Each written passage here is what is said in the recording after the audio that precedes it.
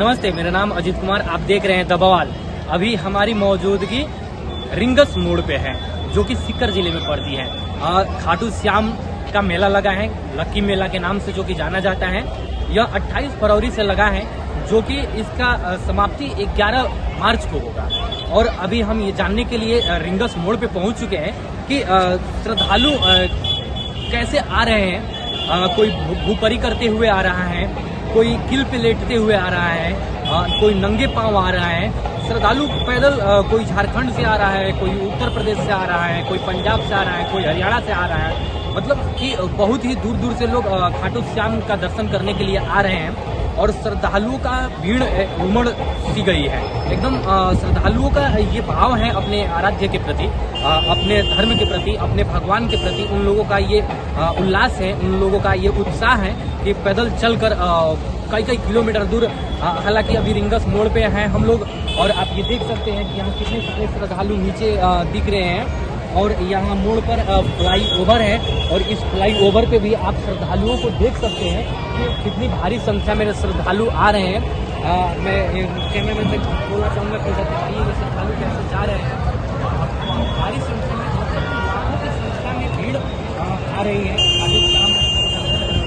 अब मैं आपको ये बता देना चाहता हूँ कि खाटू श्याम जो है, आप लोग सोच रहे होंगे कि जो जानते हैं, जो राजस्थान से होंगे, उनको पता होगा कि खाटू श्याम, बाबा श्याम, शीशदानी, नाना प्रकार का नाम भी इनका है।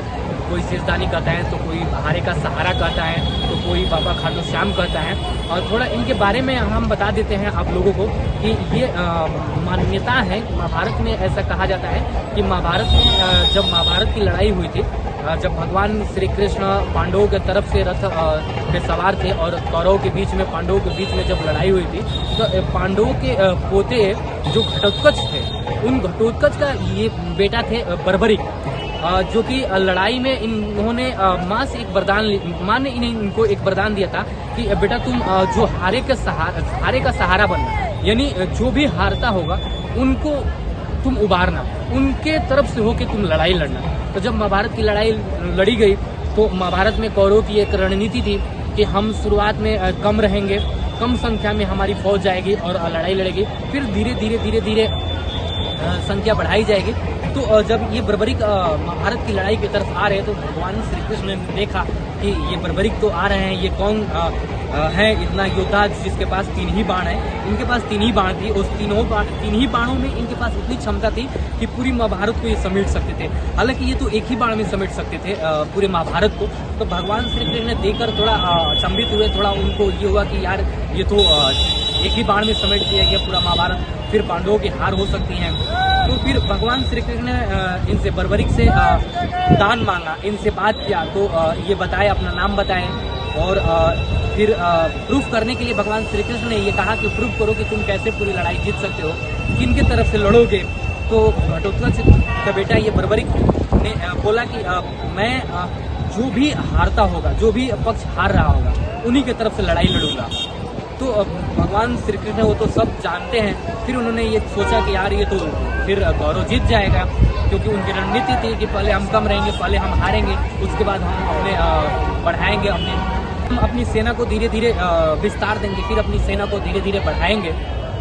तो भगवान श्री कृष्ण ने इनसे बोला कि आप ये वृक्ष है, इस वृक्ष के सारे पत्ते भेद कर दिखाओ एक ही बाण। तो ये बर्बरिक जो है कि एक बाण मंत्र पढ़ते हैं और बाण से पूरे पत्ते को भेदते हैं। बाण जो है पूरे पत्ते को भेदता है, उसके बाद से नीचे गिरे हुए पत्ते को भी भेदता है। उसके बाद से श्री कृष्ण के पैरों के पास जाकर श्री कृष्ण के पैरों के पूरे इर्द गिर्द घूमने लगता है। तो ये बर्बरिक जो है बोलते हैं कि क्योंकि उनकी रणनीति थी कि पहले हम कम रहेंगे, पहले हम हारेंगे, उसके बाद हम अपने बढ़ाएंगे, हम अपनी सेना को धीरे धीरे विस्तार देंगे, फिर अपनी सेना को धीरे धीरे बढ़ाएंगे। तो भगवान श्री कृष्ण ने इनसे बोला कि आप ये वृक्ष है, इस वृक्ष के सारे पत्ते भेद कर दिखाओ एक ही बाण। तो ये बर्बरिक जो है कि एक बाण मंत्र पढ़ते हैं और बाण से पूरे पत्ते को भेदते हैं। बाण जो है पूरे पत्ते को भेदता है, उसके बाद से नीचे गिरे हुए पत्ते को भी भेदता है। उसके बाद से श्री कृष्ण के पैरों के पास जाकर श्री कृष्ण के पैरों के पूरे इर्द गिर्द घूमने लगता है। तो ये बर्बरिक जो है बोलते हैं कि आप पैर हटाइए, आपके पैर के नीचे पत्ता है जिसको भेदना चाहता है हमारा तीर। और बर्बरीक वहीं समझ जाता है कि ये जो अपने पैर से दबा रखे हैं ये कोई आम इंसान तो नहीं है। फिर बात होती है उन लोगों के बीच।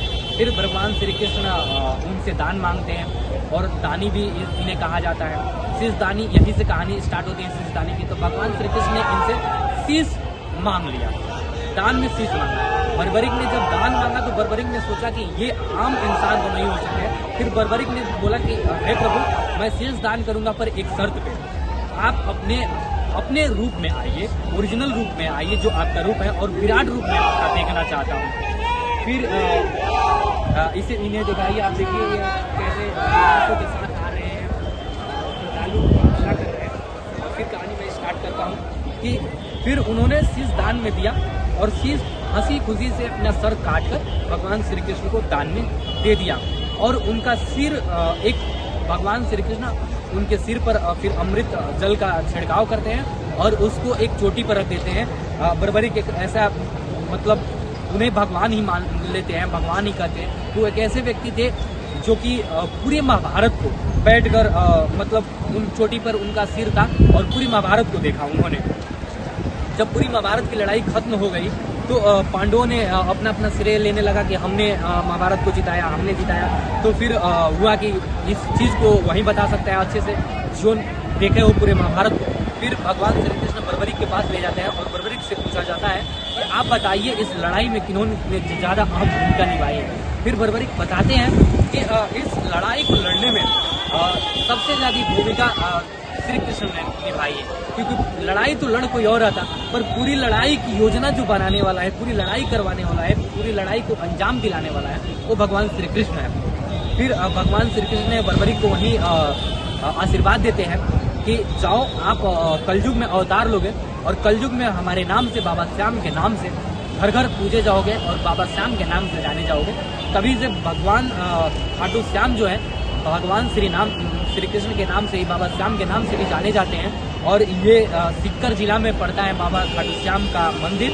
और श्रद्धालुओं का मानना है कि यहाँ पर जो श्रद्धालु आते हैं उनकी मनोकामनाएं पूरी होती हैं और पूरी होती हैं तो दर्शन भी करने आते हैं। और यही हम आज पल पल की खबर जानेंगे। ये पूरे श्रद्धालुओं से भी बातचीत करेंगे कि श्रद्धालु की क्या मान्यताएं हैं, कहाँ कहाँ से श्रद्धालु आए हैं, सारी चीज़ें हम दिखाएंगे आपको। प्रशासन की कैसी व्यवस्थाएं हैं, क्या प्रशासन ने कुछ व्यवस्था कर रखा है श्रद्धालुओं के लिए। हालांकि हम जब आ रहे थे तो देख रहे थे कि रास्ते में पूरे खाने के स्टॉल लगा था, धर्मशाला मतलब लगी थी खाने के लिए। कहीं मलाई मिल रही थी, कहीं आइसक्रीम मिल रहा था, कहीं कोई केला बांट रहा था, कोई संतरा बांट रहा था। मतलब कि श्रद्धालुओं को आने के लिए पूरे रास्ते मतलब श्रद्धालुओं को देने के लिए, खाने के लिए लगा हुआ है, स्टॉल लगा हुआ है, ताकि श्रद्धालु पैदल आ रहे हो, थकान ना महसूस हो। काफ़ी धूप भी है, आप देख सकते हैं कितनी चिड़चिड़ाती धूप है। तो इस धूप में आ रहे हैं श्रद्धालु, तो उन लोगों को कोई परेशानी ना हो। इस परेशानी को देखते हुए लोग पुण्य कमाने के लिए, परेशानी को देखने के लिए, अपने अपने हिस्से का पुण्य लेने के लिए दान कर रहे हैं, मिठाई दे रहे हैं, खाने के लिए पानी बांट रहे हैं। तो इस पल पल की खबर जानने के लिए आप हमारे साथ बने रहिएगा। मैं अजीत कुमार, आप देख रहे हैं द बवाल।